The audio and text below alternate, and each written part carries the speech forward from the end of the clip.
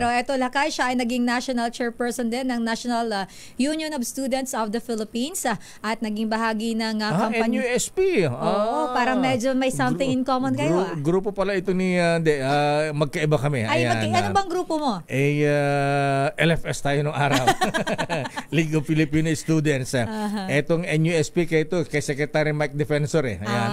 Okay. Naging bahagi din siya Lakay ng kampanya ng mga progresibong grupo tulad ng Kilusang Mayo 1, Karapatan at National Federation of Sugar Workers. At siya Lakay ay mula sa Makabayan Coalition.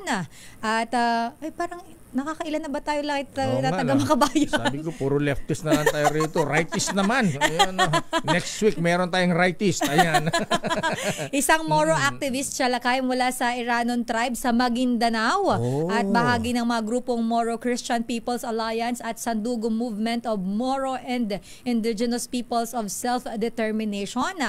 Siya ay ikatlong nominee Lakay ng Bayan Muna Party List noong 2022 elections at first nominee naman ng Suwara sa Moro Party List noong 2004 elections. Ang makakasama natin Lakay ngayong umaga ay si, ano bang tawag nga Lakay yung sa Bay Amira Ali Lidasan. Ma'am, good morning po at welcome po dito sa Bakit Ikaw ng DZRH. Assalamualaikum po. Assalamualaikum warahmatullahi wabarakatuh, Ma'am Amira. Waalaikumsalam po. Galing-galing niyo po Muslim na rin po ako. Marami po kasi siyang friends na Muslim. Marami mga kapatid. Ayan, katulad na kuyang Aga Gising Lukman. Ayan. Parang dinadagdagan mo raw kasi yung pangalan. Kasama to ni ko yung Abul Kayer Makabato ito. Ayan, kina ko yung Fahada Lukman. At si Mayor Gandamra ng Marawi. Ayan. At isa pa, yung Justice ng Supreme Court. Justice Japar Di Maampaw. Justice Japar. Ayan. Assalamualaikum. Ayan. At alam mo, kayo mga kapatid natin, mga mga pagari dyan sa Mindanao, alam ba ninyo na ang tagal-tagal nang wala kayong senador mula sa Mindanao? Oo nga. Ang tanda ko noon ni huli yata Mamintal Tamano o si Senator Amira Rasul. Ma'am Amira. O ang kapangalan niyo nga pala, Si Santanina po. Santanina Rasul. Anak niya po si Amina Rasul. Amina pala. Ayan. Okay, Ma'am Amira Ali Lidasan. Ayan, bakit ikaw? Bakit ikaw ang dapat nating iboto para maging senador mula po sa Mindanao? Unang-unang po, kailangan po ng tunay na boses ng mga kapatid ninyong inaapi at naging biktima ng karahasan doon sa Mindanao.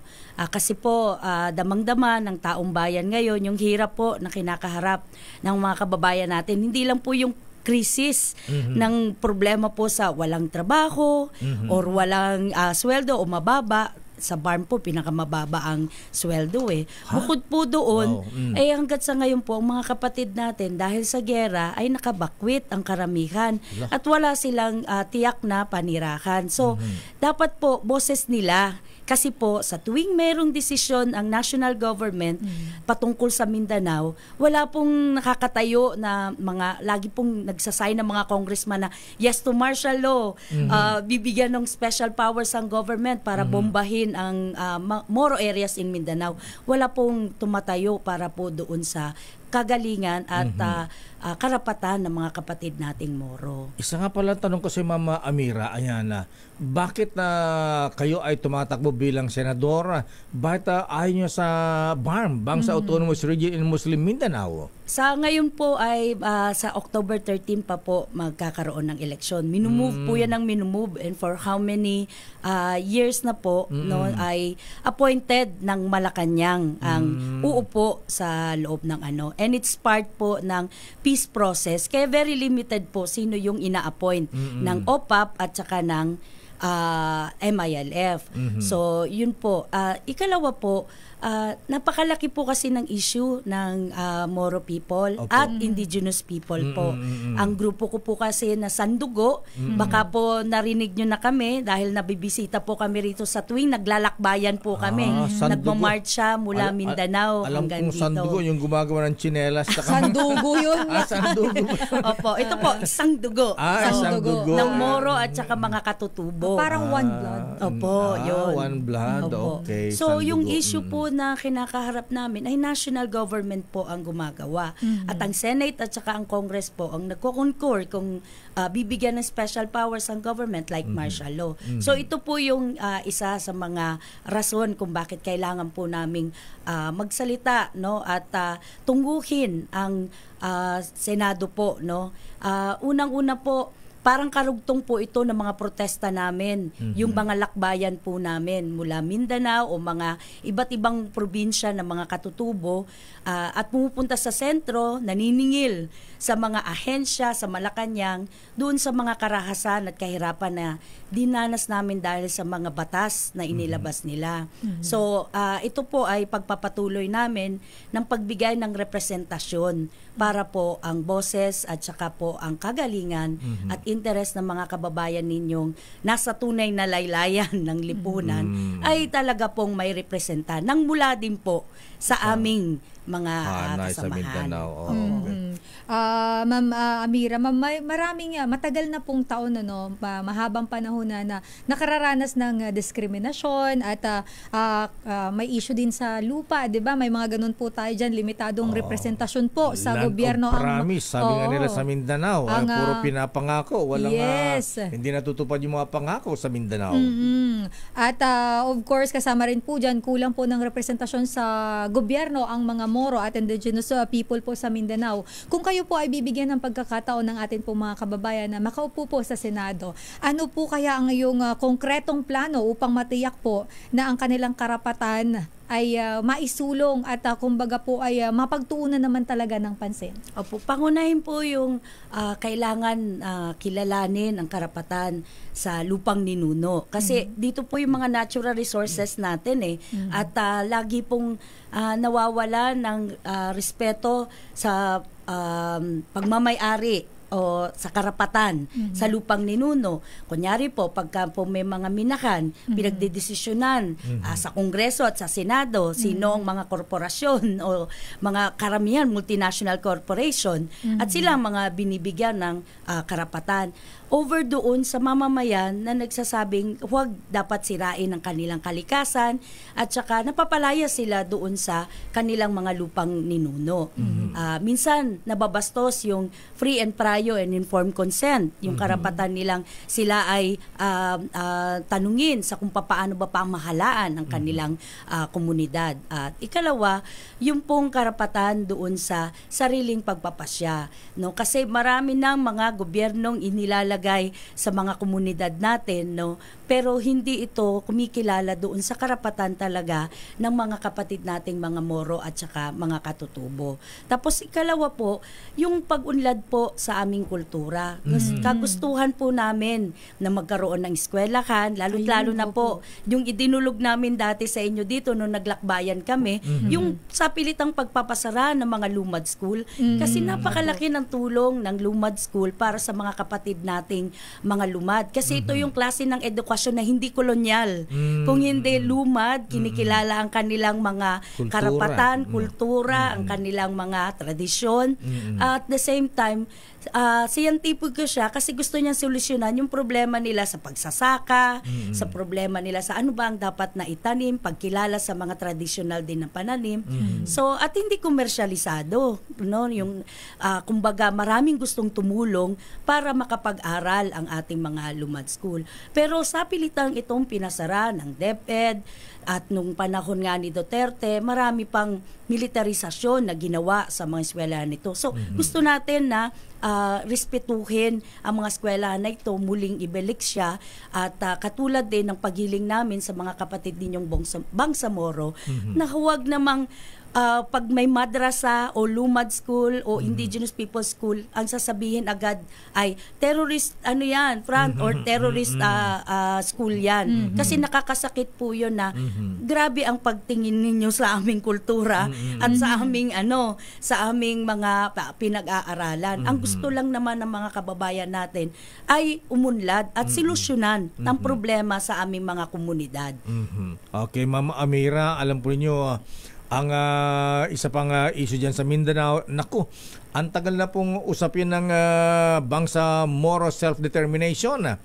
Ano po ang pananaw niyo sa kasalukuyang implementasyon ng BARM at paano ito balak palakasin o baguhin kung ikaw po ay mahalal bilang isang senadora, Ma'am Amira Lidasan? Unang-una po, nakakalungkot na sa BARM ngayon, kinakaharap po niya yung pag-uunti o pagliliit ng teritoryo, lalo't-lalo na po na na-exclude na ang Sulu, isang mahalagang bahagi ng aming history at pakikibaka. Kumbaga, hindi po mabubuo ang Bangsamoro kung wala po ang Sulu doon ng probinsya ng Sulu, no? So yan po ay nakakalungkot para sa amin na umuunti yung teritoryo na kung saan ay mapapamahalaan ng BARM ang kanyang region. Tapos ikalawa din po, ito pong nangyayaring desisyon na ginagawa ng Malacanang doon sa eleksyon ng mga kapatid nating Moro sa BARM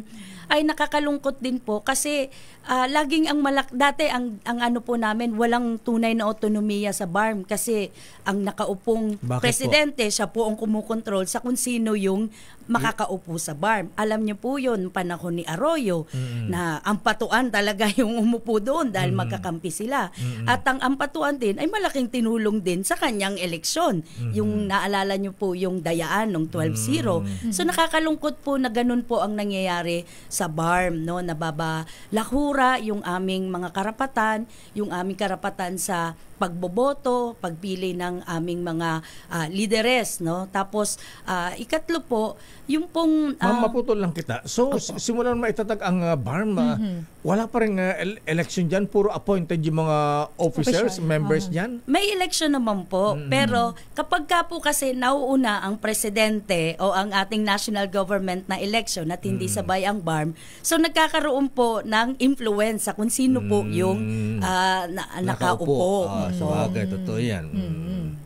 Okay, At dyan po sa BARM, ayan, at dapat sabay po sa darating na May 12 elections, pero ipinagpaliban po ang eleksyon sa Oktubre. Ayan, ano sa panahon nyo? Dapat ba ipagpaliban talaga o dapat ay isasabay na sana sa buwan ng Mayo, May 12? Maganda nga po sana kung nakasabay siya sa May 12. Bakit po? At para po talagang una, ay sabi ko nga po, maiwasan po natin yung impluwensya ng mga nakaupo. Tapos ikalawa po ay maganda po na makapag-eleksyon na po ang mga kapatid natin sa BARM dahil matagal na pong appointed, no, ang mga nandoon sa nakaupo sa ngayon. At isa rin pong testimonya ito. Overstaying na ba sila?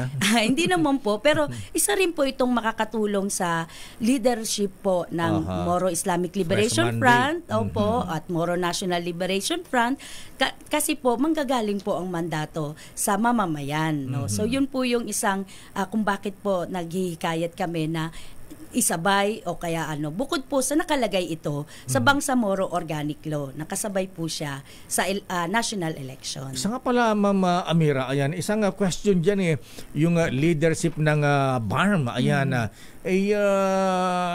hindi po naiwasan na nag-aaway yung mga dating officers ng MILF at MNLF. Ayan, yung grupo ni Nurmi Suarez sa MNLF at sa MILF sa grupo ni Ibrahim. Napakalungkot po kasi nang nangyayari sa peace negotiation. Hindi po naiintindihan ng karamihan na kung bakit ang dalawang grupo, MNLF at MILF, ay inoopera ng government ng parehong lugar, parehong form of government o parehong posisyon sa mga gobyerno. Pero kung titingnan nyo po sa baba, talagang wala pong nare-resolba na mga problema. Pangunahin po sa usapin ng lupa. No, hanggat sa ngayon po ay ang kalupaan namin talaga pong open siya, no, for national government and mga multinational corporation. Isa pong katanungan ko din dyan, minsan naalala nyo po yung nag-crash landing ang isang US spy plane sa lugar namin. Tama, So, ang tanong po namin, para anong ginagawa nila doon? At yung pong lugar na kung saan nag-crash landing sila ay malapit po sa Liguasan Marsh. Isa pong natural gas, may natural gas reserve. So yun po minsan pinagko-question po namin na ano po ang ginagawa din ng mga ano na ito. So yun po ang malungkot kasi peace negotiation siya pero maraming violation sa peace negotiation at parang ang lumalabas po kaming mga Bangsamoro pinag-aaway o pinagsasabong na hindi naman po dapat kasi ang pakikibaka po ng Bangsamoro sa sariling pagpapasya at sa lupa ay dati po nagkakaisa no sa layunin po na talagang dati kung naririnig yung secession. So, ibig sabihin ready po ang mga ninuno ko na lumaban para magkaroon talaga ng sariling tumindig sa sariling paa ang mga kapatid ninyong Bangsamoro. Ma'am Amira, sandali lang si Sir ayan, bago ikaw, bago makalimutan. Kasi ang isa pong issue mga bigan, nabagan yung secession kasi. Ayan, alam po ninyo, kaya sinasabi ninyo na dapat mahawakan ng taga-Malacanang kung sino ang mga leader dyan. Kasi may pangamba po ang national government na baka daw pagka lumakas ang BARM, baka magsisid, ayan, umalis, maging huminga ng independence ang Mindanao mula sa national government. Anong pananaw po ninyo dyan? Ang kailangan po malaman ng konteksto kung bakit po nagkaroon ng secessionist movement sa Mindanao. Okay. Ang tindi po kasi ng karahasan na dinanas po namin even before martial law. Alam niyo po yan kasi massacre, kaliwat kanan, no? At malapit na nga po yung Jabida Massacre, March 18. Ay, oo. Opo. So talagang ginugunita po namin yan kasi it's a reminder na kailangan po talaga yung buhay po ng mga kapatid ninyong Bangsamoro at mga katutubo ay napaka-importante po sa ating pamamahala. So, ang question lang po kung magsisisid muli ang mga mamamayan ay nasa burden po ng national government yan. Kasi kung hindi niya po tinutuloy ang talagang at yung pagdala po ng interes, talaga pong mayroong ganoong paningin. Ang nangyari po kunyari ng martial law sa Mindanao, kung naalala nyo po na diniklara ni former President Duterte, winasak po ang Marawi, no? Ang tindi po at magpasahanggat sa ngayon ng mga kababayan natin, hindi pa po nakakabalik sa Marawi. May 32,000 pa raw po na nakabakwit at saka mga pamilya na magpasahanggat sa ngayon ay hindi pa po nasa temporary shelter and maiibig na po sila dahil sa matagal na yung mga temporary shelters pero hindi po sila makakabalik ng Marawi kasi yung rehabilitation po doon ay hindi po nag-aayon doon sa makabalik ang mamamayan doon at napakaliit pa po ng ibinibigay na compensation hindi po magfi-fit doon sa pagtatayo ng bahay ng mga kababayan natin. So yan po yung malaking mga question sa mga kababayan natin. Kami po ba ay tinitingnan ninyong parte ng taong bayan? Kasi kung makadesisyon kayo sa buhay ng Bangsamoro at mga katutubo, ay walang pakundana ang mga karakasan. Hindi kayo nakukonsulta. Ayan. Hindi lang po sa hindi nakukonsulta. Yung pong nag-o-offer ang mga kababayan natin ng solusyon, katulad po doon sa aerial bombardment sa Marawi, pero isinasatabi po yon at inuuna po yung militarist na strategy, all-out war na strategy ng gobyerno laban po doon sa nangyayari sa Mindanao. Susugan ko lang yun Lakay yung topic na pinag-uusapan natin, usapang pangkapayapaan at seguridad, Ma'am Amira, no? At nabanggit na nga po natin na sa dami ng mga peace agreements po na ginagawa din sa pagitan ng gobyerno at ng mismo po sa loob po ng Mindanao, no? May mga lugar pa rin po sa Mindanao na hindi pa rin totally ligtas para po sa ating mga kababayan. So kung kayo naman po ay ang inyo pong hangarin ay makapasok sa Senado, of course kasama na po dyan para matulungan ang mga kapatid nating Muslima, no? Ano po ang pwede nating gawing estratehiya o isusulong na batas o ano pa pong pwede nating magawa para po mapanatili ang pangmatagalang kapayapaan dyan sa Mindanao at matiyak po na kumbaga hindi po naiiwan yung ating mga kababayan dyan, lalo na po pagdating sa usapin ng pag-unlad. Opo, pangunahin po yung protection doon sa lupang ninuno. Importante po talaga yon na kilalanin yung karapatan ng mga kababayan natin. May mga leaders po kasi sa mga katutubo, may mga collective leadership po sila diyan sa mga lupang ninuno. So kung ang may existing batas po na nagpoproteksyon sa pamamagitan ng free, prior and informed consent, palakasin po ito lalo para maprotektahan yung mga lupang ninuno. Tapos po kilalanin po yung mga dato natin. Ang ginagawa po kasi ngayon, katulad ng ahensya na nang tumututok no sa mga katutubo po, ang NCIP, pag hindi po umaayon doon sa kanilang proyekto ang mga dato, pinapalitan o kaya po nakakalungkot, marami pong bilang ng extrajudicial killing sa mga dato na tumitindig po na hindi po papayag sa plantasyon, hindi papayag sa minakan, ganun po. Kami naman po ay hindi naman po maramot sa natural resources. Pinoprotektahan lang po ito para po sa next generation. Kaya po naghihikayat din po tayo kasi may mga panukala po ang mga makabayan party list group sa Kongreso ng mga batas katulad ng Genuine Agrarian Reform Bill, katulad po ng People's Mining Bill na kumikilala sa ancestral domains, protection sa ancestral domain at maayos na paggagamit nito at pagkilala doon sa mga leaders ng katutubo. So yan po yung isa. Ikalawa po, sabi nga na isang kanta ni Asin, ayan. Sabi hindi naman tayo tutulong sa pagbabago.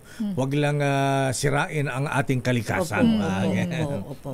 So, proceed, ma'am. Opo. Yung ikalawa po, syempre kailangan po yung proteksyon ng mga kinikilala po nating leader. Ang problema po sa amin, kunyari po, tayo, pagka-aktivista, nagsasalita, ang laging sasabihin kontra sa gobyerno, NPA front, MILF, MNLF front, no, terorista, no. Sa Anti-Terrorism Act of 2020, marami na pong bilang ng mga kababayan natin. Lalo na yung mga aktivista at yung iba pa, yung mga tumutulong po sa amin direkta. Kapag ka po meron pong mga evacuees, meron pong mga namumroblemang mga kababayan natin sa human rights, no. Sila po ay kinakasuhan ng terrorist financing, dinidesignate as terrorist dahil dito sa ATA. So, kami po talaga na nagprotesta laban sa Anti-Terrorism Act of 2020 ay hanggat sa ngayon po nanganawagan na ibasura ito.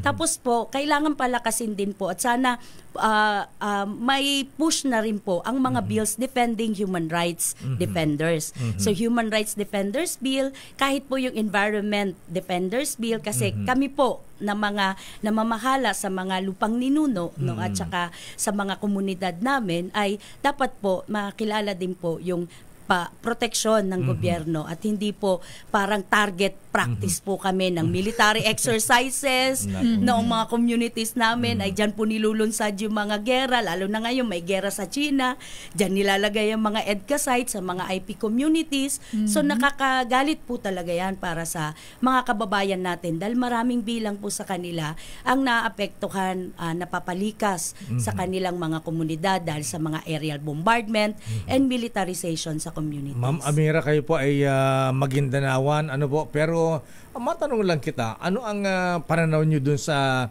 claim ng Sultanate ng Sulu dun sa Sabah, Malaysia? Dapat ba itong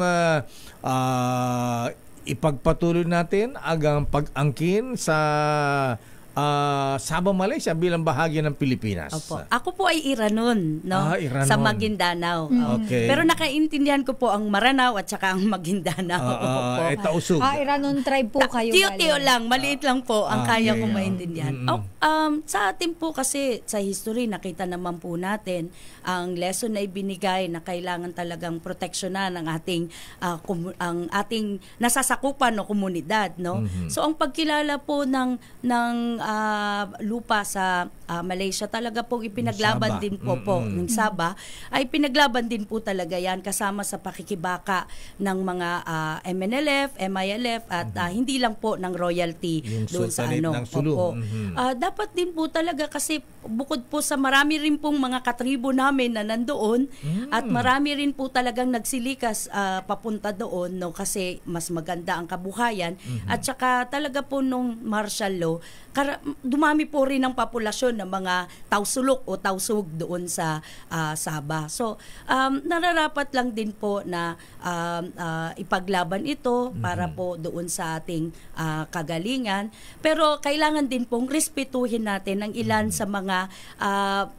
natives na rin po doon. Kami po ay may mga conversations, no, doon po sa mga natibo ng Sabah hinggil dito sa claim po na ito. Ang sa amin po ay mas maganda na magsama-sama tayo, we claim the land instead na ang mga multinationals ang mag-claim sa ating mga land. So kailangan po talaga ng maayos na, kumbaga, if you claim the land, you protect the people and not give the land to multinationals para lang dambungin, no, ang mga natural Kalikasan resources natin.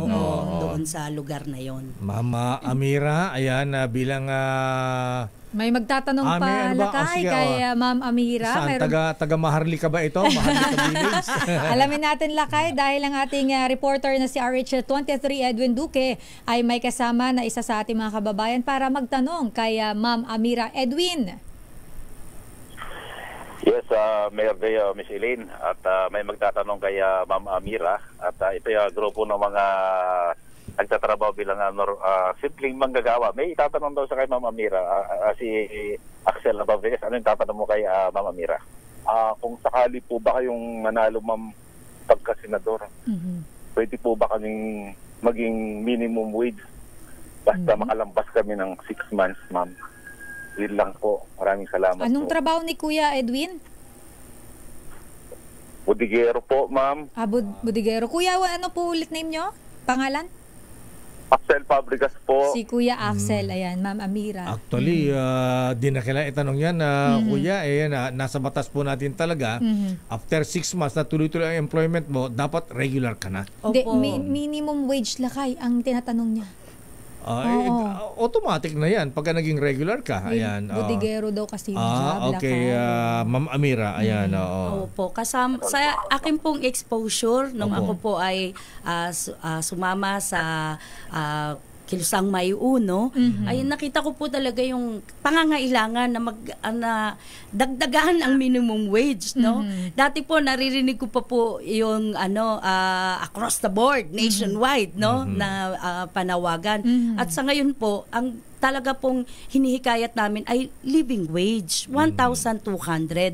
Kasi po, kung dito lang po tayo kukuha sa minimum wage, na ang baba po niyan sa BARM, 315 to 360. Wow. Sino naman po ang mabubuhay ng mga kababayan natin, no, sa ganoong nagtataasan po yung presyo ng mga bilihin. So kami po, hindi lang minimum wage, living wage po ang aming hinihikayat na makuha ng mga manggagawa. Lalo na po ngayon, tag-init, krisis. Ang dami pong kinakaharap ng mga kapatid natin manggagawa. Kahit po yung mga kapatid ninyong Muslim, pinaglalaban po namin na sila ay maging regular at hindi kontraktual. At magkaroon din po ng living wage, 1,200 po. Ayan, Kuya. Ayan, Kuya Axel. Ipaglalaban ni Ate Amira Ali Lidasan. Maraming salamat po, ma'am. Okay. Okay, Maraming salamat, thank you, Kuya Kuya. Axel. Ayan, maraming salamat, Edwin. Ayan, Okay, nawala si Edwin. Okay na, nawala na si Edwin. Maraming salamat, Edwin. Akala ko si Edwin nasa Maharlika Village sa may Tagig. Anyway, bilang panghuli po, Mama Amira Ali Lidasan, ayan, kausapin niyo po ang ating mga kababayan. Bakit bakit kayo ang dapat iboto bilang isang senador mula po sa Mindanao? Assalamualaikum po. Ako po si Amira Ali Lidasan at kasama po ako sa 11 slate ng Taong Bayan sa Senado ng Koalisyong Makabayan. Kami po ay naghihikayat na kami po ang bigay ninyong boto. Kasi kami po ang tunay na alternatibo at handa pong solusyonan ang problema ng taong bayan. Kahit po yung kagyat na kahirapan na hinahanap na po natin ay nagbibigay po kami ng kagyat na lunas. Pero ang pinaka-importante po sa amin ay yung paglaban sa ating mga karapatan. Bilang pong Bangsamoro na mahabang track record po ng pakikibaka, hindi lang po sa usapin ng karapatan at kagalingan ng Bangsamoro at mga katutubo, kung hindi po ng mga kapatid nating naghihirap, no, para po magkaroon ng dagdag na sahod, para po magkaroon ng maayos na trabaho, para po magkaroon ng tiyak na paninirahan. No, dala ko po ang mga issue na yan ng mga ipinaglalaban din po ng mga kasamahan ko po sa Makabayan, no, may mga manggagawa, magsasaka, no, urban poor, leader po ng mga kababaihan, ako din po kasama sa mga kababaihan at Women's Month ngayon. At kami po ay lumalaban para po doon sa taong bayan. Kaya bilang pong tunay na alternatibo sa kasamaan at kadiliman, no, hinihikayat po namin kayong samahan kami dito sa isang protestang ginagawa natin na dapat ang boses ng mamamayan, ang kagalingan at interes ng taong bayan ang dapat na sentro ng issue ngayon sa eleksyon. Anong numero po kayo sa balota? Number 37 po sa balota. Number 37. 37. Ma'am Amira, ayan, maraming salamat. Assalamualaikum warahmatullahi wabarakatuh. Waalaikumsalam po. Mga kaibigan, Ma'am Amira Ali Lidasan, number 37 sa balota at kandidato sa pagka-senador mula po sa Mindanao. Kilalanin ang mga nagnanais maging lingkod bayan sa Bakit Ikaw? The DZRH Job Interview for 2025 Midterm Elections. Ang balitang ito